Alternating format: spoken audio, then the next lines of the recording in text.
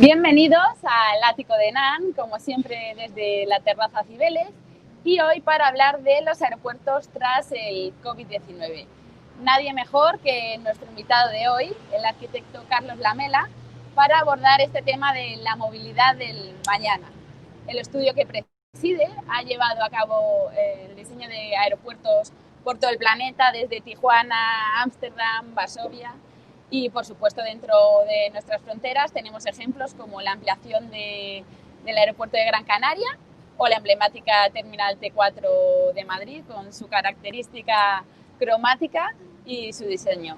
Hoy está aquí Carlos, así que abróchense los cinturones que hoy viajamos con Estudio Lamela. Bienvenido, Carlos. Muchas gracias, Laura.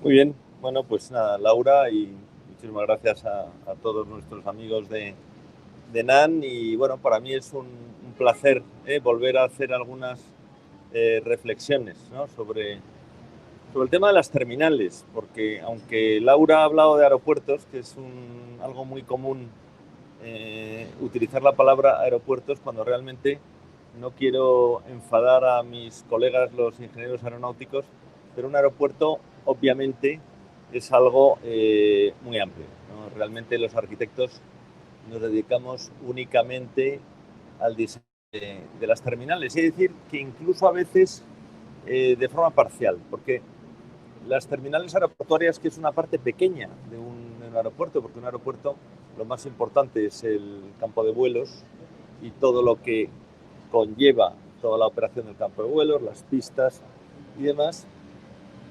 Las terminales también las diseñan y están preparados para ello los ingenieros aeronáuticos. De hecho, en España realmente los arquitectos empezamos a ocuparnos del diseño de las terminales hace relativamente poco.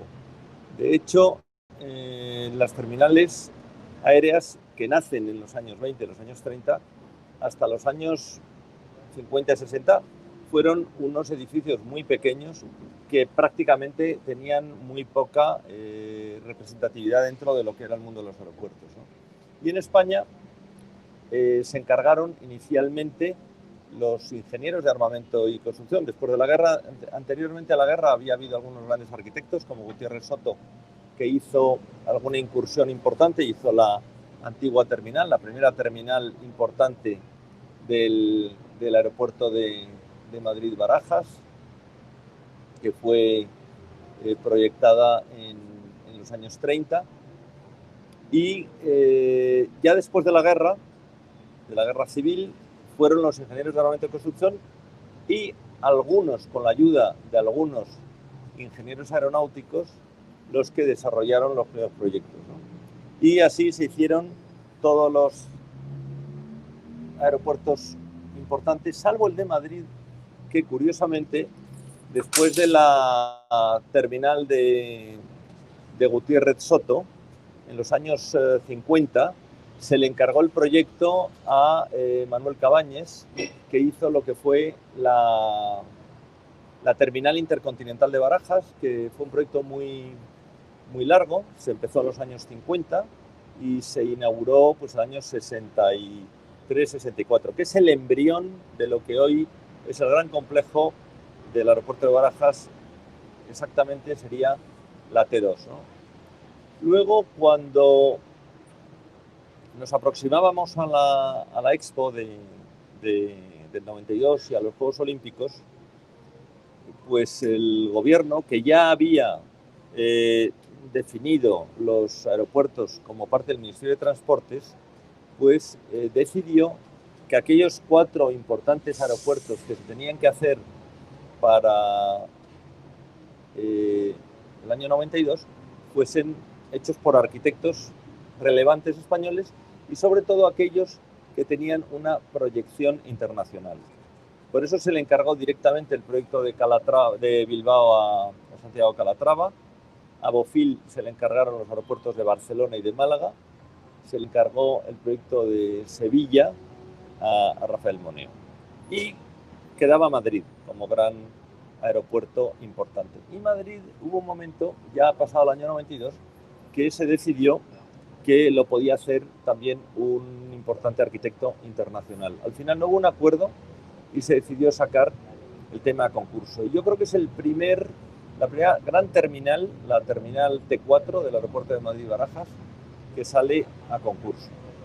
Se convoca el concurso en el año 96, se empieza el concurso en el año 97 y se adjudica en el año 97. Tenemos la suerte de que se adjudica al equipo que habíamos conformado el estudio de Richard Rogers y nosotros, y empezamos a desarrollar un proyecto que fue un proyecto muy importante que ahora voy a mostrar.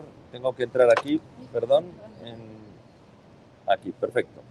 Que podéis ver, bueno, este es una terminal que cuando se plantea esta terminal iba a ser pues una de las terminales hechas de una vez, realizadas de una vez, más importantes del mundo, porque se planteó una terminal para 35 millones de pasajeros en un aeropuerto que entonces estaba moviendo 20 y tantos millones.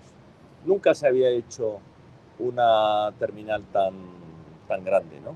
Porque realmente hacer una terminal de una sola vez con 35 millones, pues era una inversión pues muy importante, porque además cuando se hace la terminal de Madrid, la terminal 4, todavía no se había finalizado el proyecto del campo de vuelos, se hablaba de una tercera pista, pero curiosamente la decisión de ampliar las dos pistas nuevas que se hacen al este de las existentes, casi en el cauce del Jarama, se toma cuando ya el proyecto de la T4 ya lo habíamos ganado nosotros y estaba en fase de desarrollo. Por eso el satélite, que inicialmente estaba mucho más cerca del edificio principal que ahora, luego se coloca entre las dos pistas,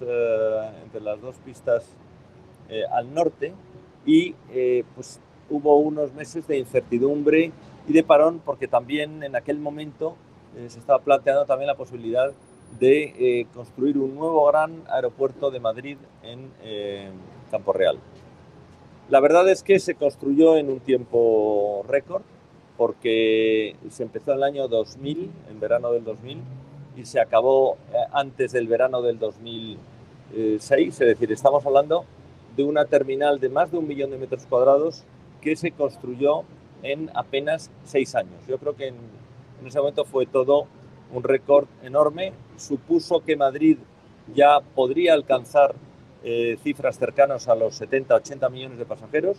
El último año, 2019, que son cifras que desgraciadamente no vamos a ver en mucho tiempo, pues se alcanzaron casi los 55-56 millones de pasajeros, y realmente, bueno, pues el aeropuerto de Madrid, con el crecimiento que estaba teniendo, bueno, pues podría llegar con facilidad a 70-80 millones sin gran esfuerzo. Desgraciadamente, y esto lo comentaré al final de mi exposición, pues se ha visto truncado por el coronavirus, y yo de forma intuitiva pienso que no vamos a ver estas cifras de tráfico hasta dentro de varios años.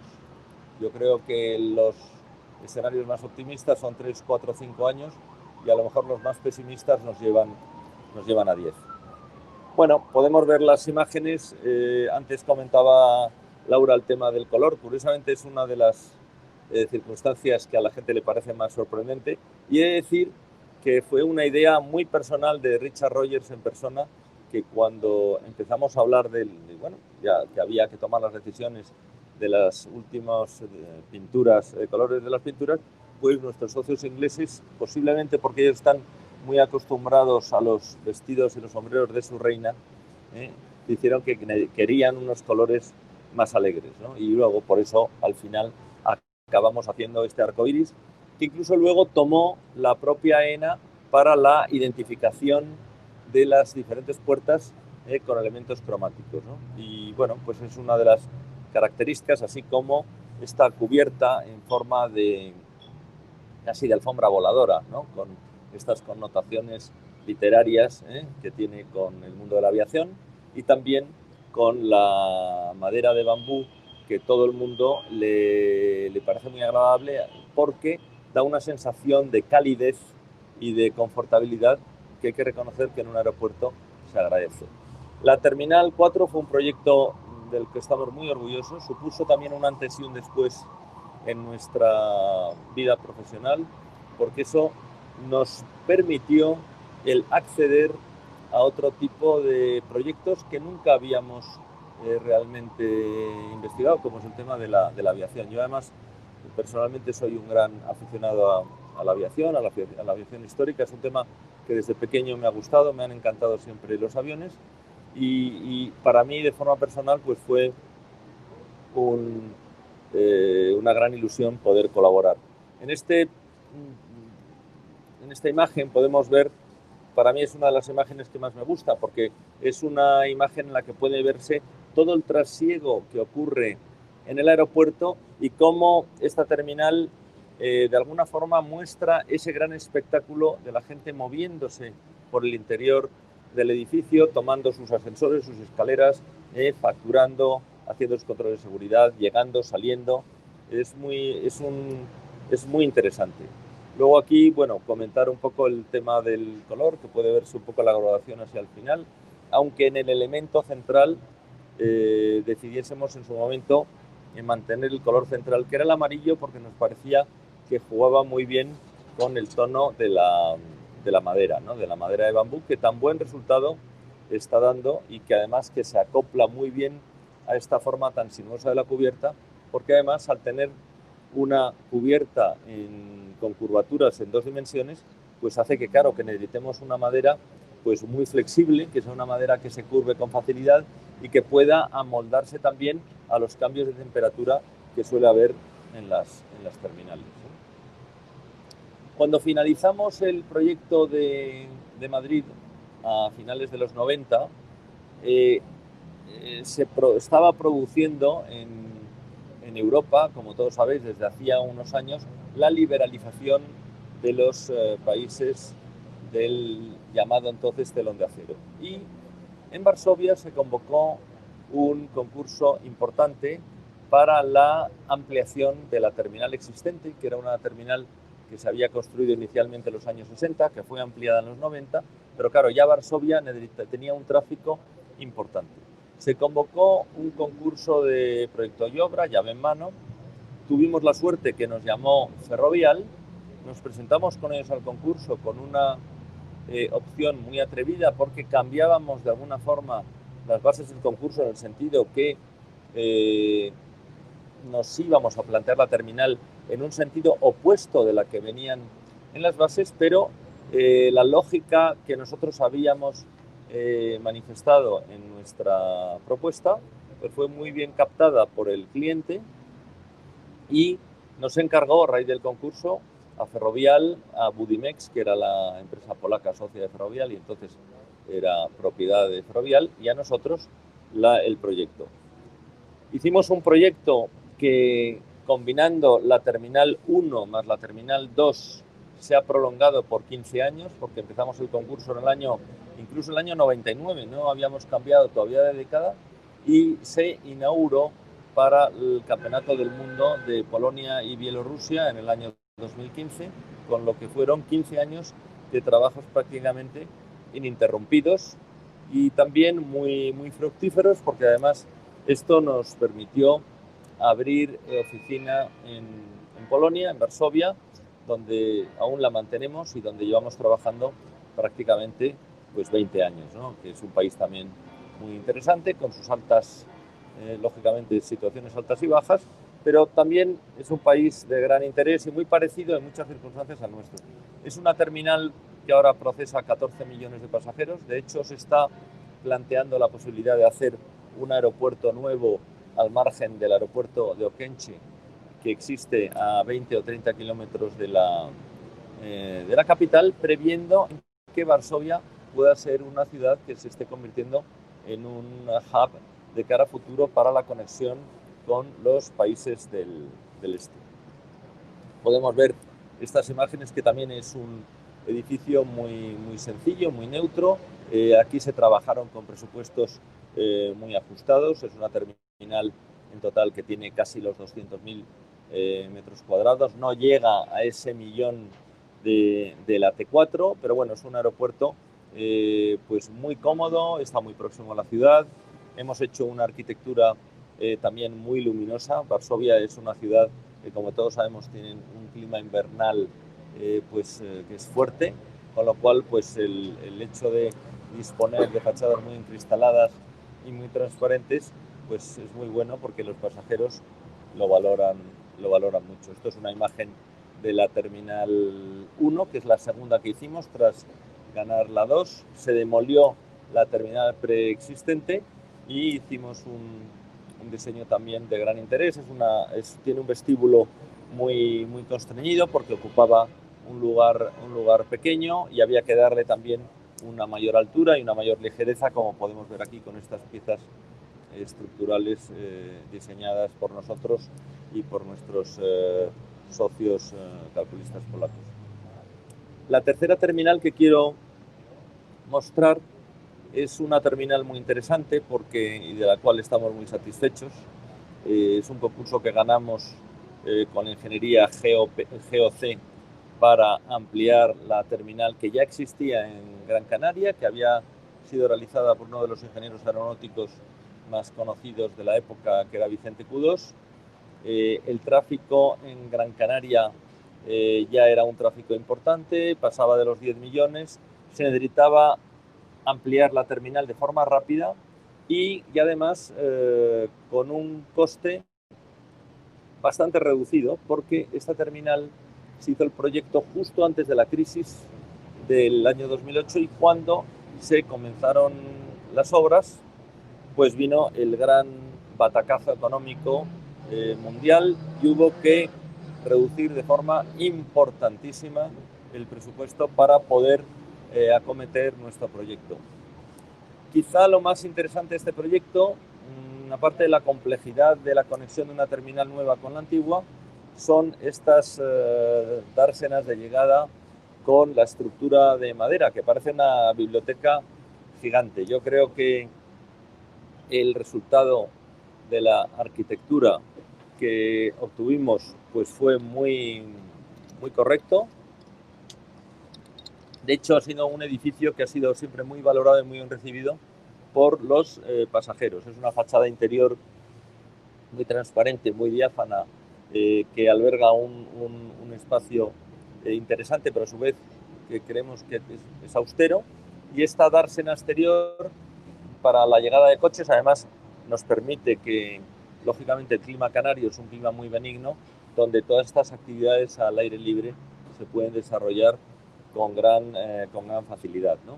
Y el apoyo de estos materiales, materiales muy interesantes, sostenibles y adecuados, bueno, pues también el cliente los vio con mucho interés y mucha aceptación, ¿no? Luego, fuera de España, hemos realizado proyectos muchos. Los aeropuertos y terminales están saliendo normalmente a concurso continuamente. Es muy difícil ganar concursos de terminales porque la competencia es enorme, y siempre somos los mismos los que estamos prácticamente en el mundo yendo a las licitaciones. Esto fue un proyecto que ganamos para la ampliación del aeropuerto de Tijuana, que lo hemos hecho en 2 fases.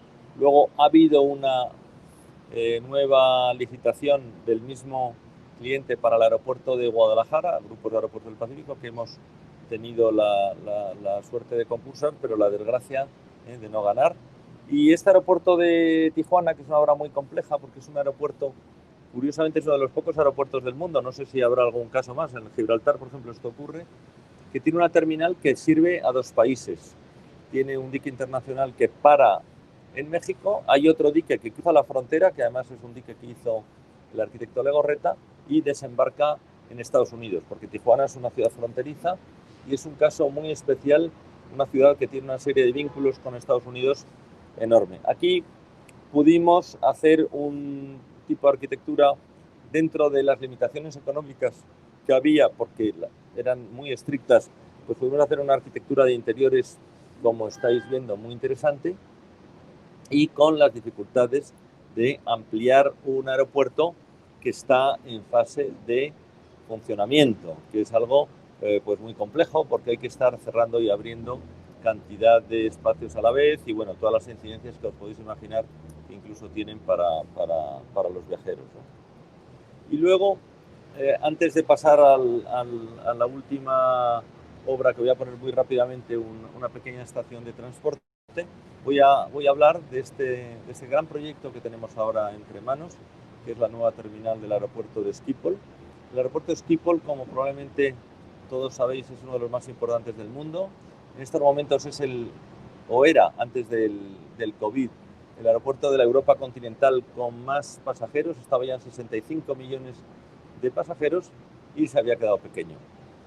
Es un aeropuerto cuyas terminales iniciales eran muy bonitas, construidas en los años 60 por arquitectos holandeses de primer nivel, con unos interioristas extraordinarios, y el propio aeropuerto estaba muy orgulloso de sus terminales. Cuando lanzó el concurso, que fue un concurso abierto, pero luego seleccionaron a 5 equipos, ya dieron unas instrucciones muy claras de que había que de alguna forma respetar el ADN del aeropuerto con esas terminales construidas en los años 60, que eran unos edificios muy racionales, muy bonitos, muy limpios, muy claros, y que hoy es un tipo de arquitectura que todos los profesionales admiramos mucho. Empezamos con el proyecto a finales del 2017, que fue el año que ganamos el concurso, concretamente en agosto, y todavía, fíjate que han pasado casi 3 años, seguimos con el proyecto. En todos estos países sajones se le da mucha importancia a los plazos del proyecto, que sean plazos suficientes y plazos duraderos. Hemos tenido un equipo de 20 personas trabajando en Rotterdam con nuestros socios de KeyScan, que son los arquitectos con los que trabajamos la arquitectura. La ingeniería la hacen Ineco como empresa española y ABT como empresa holandesa. Hicimos una UTA4 muy similar al proceso que hicimos en Barajas, donde estaban 2 ingenierías, una británica y una española, y los arquitectos de Rogers y nosotros. Y hemos desarrollado un proyecto, ahora estamos finalizando el Detail Design, que posiblemente nos posibiliten comenzar los trabajos. Veremos si todo esto no cambia, pues el año que viene, a primeros del año que viene. Es una terminal muy limpia, tiene unos 110.000 metros cuadrados. Es una terminal que solamente tiene el facturador y el procesador, porque el dique ya está construido. Vamos a enchufarnos a un dique, y posiblemente sea una terminal que va a acabar siendo la terminal de bandera para KLM, que es como sabéis, la línea nacional, y Air France, que es su socio de referencia. Estas son unas imágenes exteriores donde puede verse esta limpieza de la arquitectura, también muy transparente, hablando un poco, como lo decíamos antes, en Polonia son países que valoran mucho la luz natural. Bueno, hemos tenido vicisitudes durante la fase de proyecto, como el cambio que ha derivado de la nueva ley que está saliendo, de que los coches no puedan aproximarse a menos de 30 metros de la terminal, con lo cual estamos retrasando las fachadas y las cubiertas. Esta es una fachada muy espectacular, que va a tener unos vidrios enormes de suelo a techo, aunque están divididos en 3 partes, lógicamente, porque son alturas importantísimas, pero podéis ver la gran transparencia que tanto los laterales como los frontales le queremos dar a esta terminal. Luego los interiores son los interiores también que van en consonancia con esa limpieza y pureza de la arquitectura holandesa de los años 60 y 70, que es lo que se nos requirió en el concurso, siempre con materiales muy de la zona en lo posible, piedras locales, maderas locales cuando se pueda, unos lucernarios que permitan una entrada muy homogénea de la luz, que intenten crear unos interiores pues muy transparentes y muy luminosos, para crear una atmósfera pues muy agradable. Para acabar, quería acabar con un pequeño elemento de transporte ferroviario. Esto es una pasarela que hicimos en Loyola, en San Sebastián, con nuestros socios de Baum hace unos años. El ingeniero calculista es Mario Guisasola, que es un ingeniero de mucho prestigio en San Sebastián, e hicimos una pasarela pues muy sencilla, que ha tenido mucho éxito porque a pesar de su sencillez y su presupuesto limitado, pues ha creado un elemento arquitectónico casi escultural en la zona donde está inserida, ¿no? Y para acabar, me quedan 2 o 3 minutos, quería hacer una reflexión de cómo puede afectar este momento en el que estamos a la arquitectura del transporte. Vamos hacia un mundo que va a ser mucho más dirigido, yo creo, durante unos años, que va a ser mucho más regulado, nos van a poner más controles, además de los controles de seguridad y controles de pasaporte y control de inmigración, va a haber un control sanitario en los aeropuertos, vamos a tener que acostumbrarnos a viajar con mascarillas, a llegar con más antelación, a no juntarnos, los lugares de las salas de espera van a tener que cambiarse. Es curioso, nosotros hace poco en el aeropuerto de Barajas, en la Terminal 4 y T4S, pues hemos acabado recientemente para Iberia los diseños de las nuevas salas, donde básicamente lo que hacemos era duplicar el número de plazas. Bueno, todo esto se va a revisar. Curiosamente, en los últimos tiempos, las compañías aéreas lo que querían era meter en menor espacio el mayor número de personas. Estamos viendo en los mismos aviones, el A380. Yo creo que todo esto se va a revisar y vamos a dar más importancia al desplazamiento. Los servicios tendrán que ser todavía más amplios de los que son ahora. Y yo creo que esto tendremos que estar varios meses estudiándolo. Y no creo que esto pase en poco tiempo. Yo creo, aunque ha habido otra serie de acontecimientos, como pasó con el 11S ya hace casi 20 años, que nos olvidamos rápido de ellos y realmente sus afecciones a la arquitectura y a la aviación fueron menos de las que en principio pensamos que vamos a tener, yo creo que esto del COVID va a tener una repercusión mayor, incluso porque creo que pueden llegar más virus de estos, desgraciadamente, porque ya nos han llegado últimamente unos cuantos que no habían llegado a España, pero posiblemente sea algo con el que nos tengamos que acostumbrar a convivir. Nos preguntaban antes cómo va a afectar el diseño en las nuevas terminales y, por ejemplo, en el caso, una de las preguntas eran, en el caso de la T4, por ejemplo, con todo esto del COVID, si tuvieras que diseñar de nuevo la T4, ¿cambiarías algo o todo se mantendría igual? No, la T4, vamos a ver, las terminales se tienen que proyectar de una forma muy flexible. Entonces, una terminal se proyecta para 50, para 100 años, para 80, para 30. Entonces, hoy puede ser el COVID, pero mañana puede ser Schengen o no Schengen, o habrá otro tipo de controles de seguridad, de maletas, de lo que sea. Entonces, al final, una terminal es un gran contenedor, ¿no? Y una terminal es un gran contenedor y lo que tenemos que hacer es un contenedor muy flexible para cualquier tipo de circunstancia, tanto de seguridad como de sanidad, como de relaciones entre países, que cierren, abran fronteras. Entonces, yo creo que los arquitectos lo que tenemos que hacer es hacer algo tremendamente válido, flexible y que pueda operarse en cualquier circunstancia, ¿no? Uh-huh. Nos dicen también que bueno, el presupuesto de los aeropuertos se verá reducido debido a las consecuencias económicas del COVID y que esto pues habrá que tenerlo en cuenta también. Bueno, claro, lógicamente hoy somos incapaces de saber por dónde van a ir los tiros en cuanto a inversiones, pero si no hay tráfico y el tráfico disminuye, pues lo lógico es que las inversiones también, pues de alguna forma se ralenticen, ¿no? Uh-huh. Nos preguntan también María Jesús González, dice, la comparación entre los aeropuertos Varsovia-Madrid T4 de la medida de la influencia del color a favor del segundo, ¿no daría calidez el color y sería también interesante en Varsovia?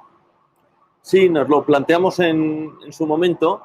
Lo que pasa que en Polonia nuestro cliente era mucho más austero que en Madrid y de alguna forma pues no estaba muy de acuerdo con incorporar mucho color y nos parecía que esos tonos grises pues eran muy razonables y así lo dejamos. Uh-huh.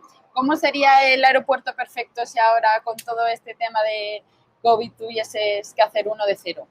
Bueno, pues yo creo que los haríamos exactamente igual porque las terminales que hemos proyectado se pueden adaptar perfectamente a cualquier circunstancia. El tema del COVID es un tema circunstancial, pero hoy puede ser el COVID y mañana pues otra cosa o simplemente que una serie de países como el Reino Unido salga de Europa y se produzca el Brexit, con lo que eso signifique, por ejemplo, o que otros países puedan incorporarse o abandonar Schengen, ¿no? O que mañana se inventen unos explosivos que no sean detectados por las máquinas y haya que hacer otro tipo de planteamiento. Es decir, es que los aeropuertos, las terminales se van a tener que ir adaptando a la aviación y al tamaño de los aviones, lógicamente, de forma continua, ¿no? ¿En qué otros proyectos con vistas a futuro estáis trabajando? En transporte. Bueno, pues estamos ahora ofertando diferentes proyectos aeroportuarios en el mundo. Como proyecto tenemos la terminal de Schiphol, que es un proyecto importantísimo. Y bueno, lo que no sabemos es cómo va a ser el siguiente proyecto. Pero bueno, lo sabremos dentro de poco, porque esperemos que dentro de poco tengamos otra terminal entre manos, ¿no? Muy bien, nos preguntan por aquí que es cierto que se pusieron cláusulas que no modificaron de materiales en la T4, que hacen que el mantenimiento sea desorbitado. No, eso no es cierto.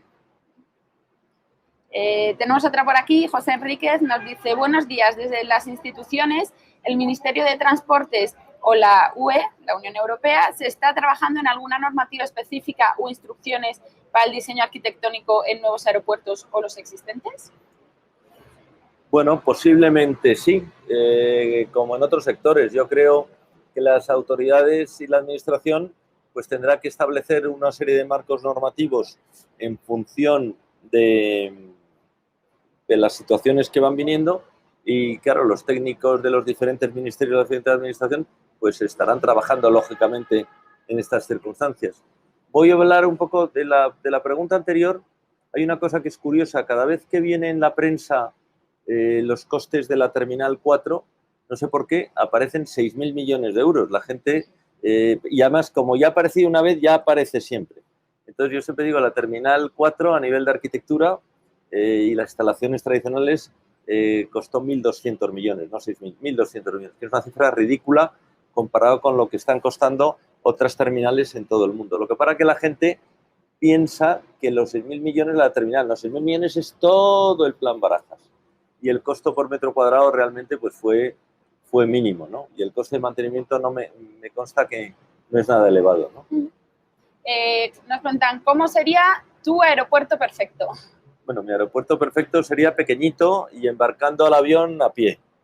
Eso es lo que a mí me gusta. Cuando llego a una terminal de estas que ya quedan pocos en el mundo, que llegas con tu maletita, se abre una puertecita, sales a la pista y te subes la escalerilla, ese para mí es el aeropuerto perfecto. Pero claro, ese aeropuerto es para tener miles o pequeñas decenas de miles de pasajeros. Cuando te mueves en un aeropuerto de millones de pasajeros, pues desgraciadamente son otras cosas.